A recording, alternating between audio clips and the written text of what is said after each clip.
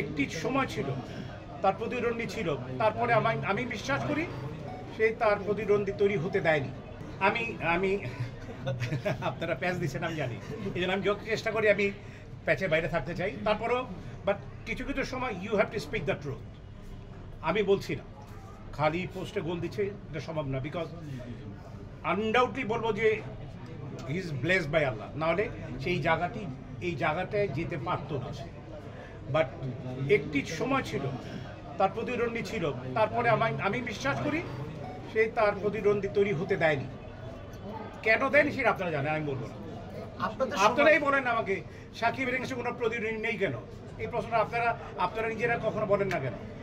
সব সময় আমি বলি প্লিজ, যেহেতু আপনি প্রশ্নটা করেছেন, সব সময় আমাদের উপরে কেন ছেড়ে দেন? আমি সবসময় যেটা বলতে চাই সেটি হচ্ছে যে pain is mightier than the soul. এটা আমরা সকলেই জানি। আপনাদের লেখনির উপরে কোনো কিছু হতেই পারে না, আপনারাই তো কখনো কোনো কিছু লেখেন না, শুধু আমাদের উপরে ছেড়ে দেন।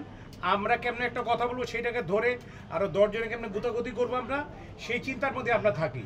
বাট আমি মনে করি যে কোনো রকম কারো বিরুদ্ধাচরণ না করেও অনেক সুন্দর কিছু লেখা যায়, আরেকজনের ব্যাপারে কথা বলা যায়।